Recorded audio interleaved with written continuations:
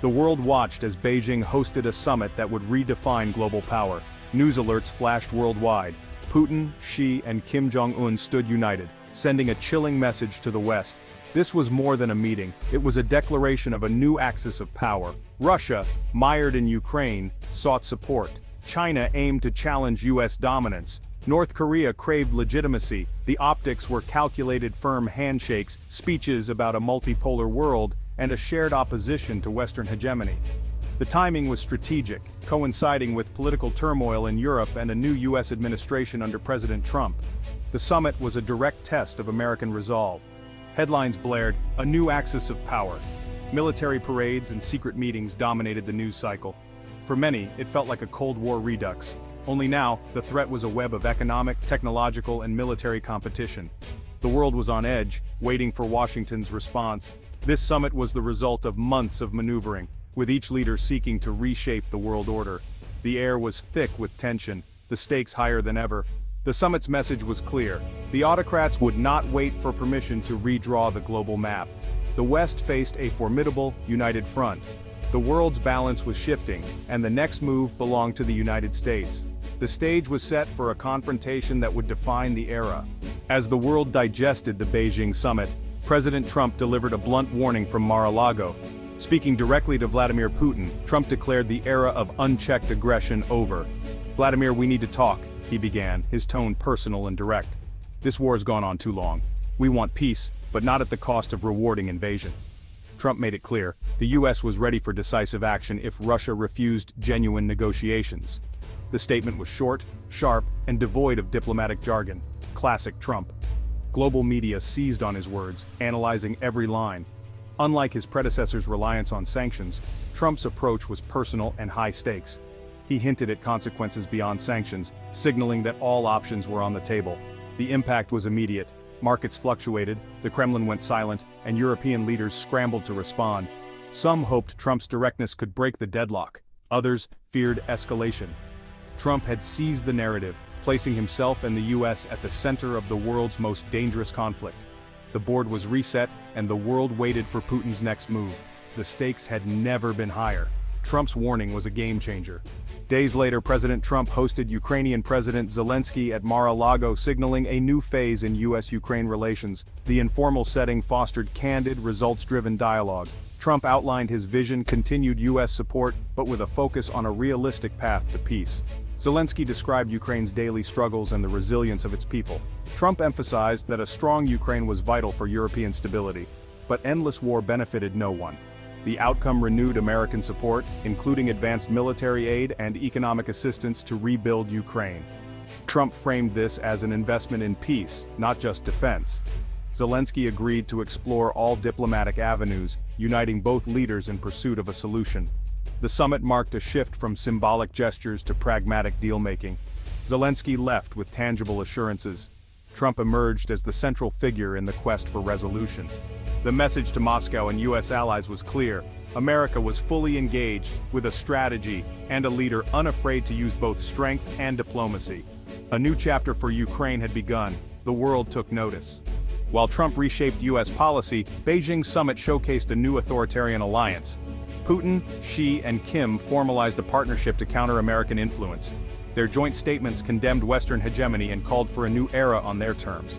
Behind closed doors, they sealed deals on economic, technological, and military cooperation. Russia gained an economic lifeline. China secured a strategic partner in military tech. North Korea found legitimacy and aid. State media broadcast grand banquets and ceremonies, projecting unity and strength. The message targeted both domestic audiences and nations in the global south.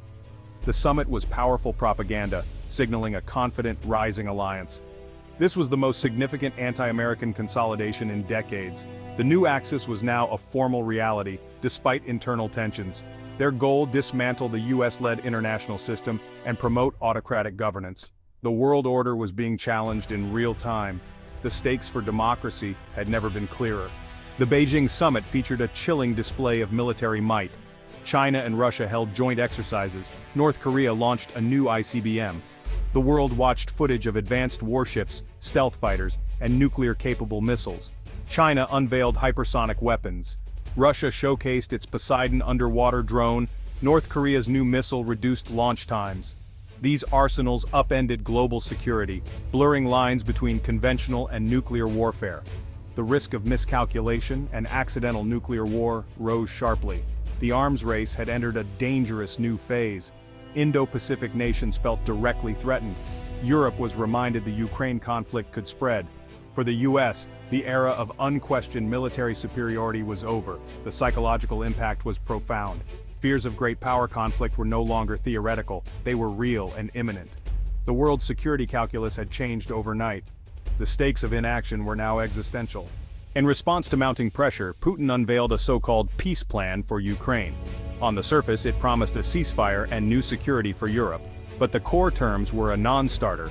Ukraine would cede all occupied territories including Crimea and 4 eastern regions. Putin demanded Ukraine's permanent neutrality, demilitarization, and a pro-Kremlin regime in Kyiv. The plan was an ultimatum, not a negotiation.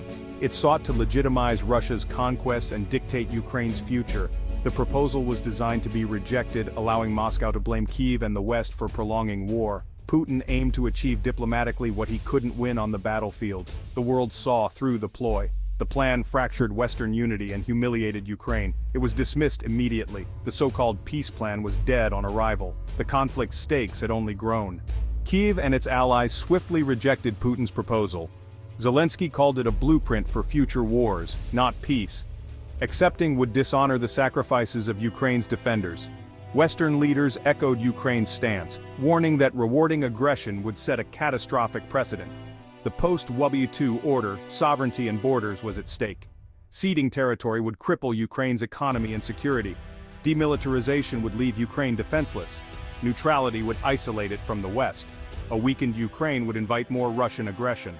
The consensus peace must respect Ukraine's sovereignty and 1991 borders. Anything less was a temporary ceasefire, not lasting peace. The fight was for the principle that might does not make right. Ukraine and its allies refused to trade long-term security for a false peace. The world stood firm against Putin's terms. Europe was caught between the Beijing-Moscow axis and Trump's bold diplomacy. Years of unity against Russia were fraying under economic and social strain. The energy crisis and refugee influx fueled unrest and nationalism. Trump's involvement brought hope for a breakthrough, but also anxiety about US priorities. European leaders feared a deal over their heads, so they launched a flurry of diplomacy. German and French leaders coordinated strategies, insisting any peace must have Europe's backing. They pushed for continued aid to Ukraine, ensuring it could negotiate from strength. The goal: a united transatlantic front, supporting both Trump's diplomacy and European security. Russian propaganda questioned Zelensky's legitimacy, but Western leaders dismissed these claims. The Ukrainian constitution allowed for postponed elections during war. Europe reaffirmed Zelensky as Ukraine's legitimate leader. Maintaining unity was crucial to countering Putin's attempts to divide the West. The diplomatic dance had never been more intense. September 2025 brought the world to a crossroads, with President Trump at the center. His direct approach reshaped the Ukraine conflict, blending strength with pragmatic deal-making. The stakes were global disrupted supply chains, inflation, and a rising China-Russia alliance. New military technologies and nuclear threats made the world more dangerous. How the US responds will define the international order for decades. Trump's supporters see his results-driven style as the key to breaking the stalemate. His firmness signals resolve. His willingness to negotiate offers a path out of endless war. Critics remain wary, but all eyes are on his next move. The future of American leadership hangs in the balance. The coming months will determine if the US can lead a new coalition against authoritarianism.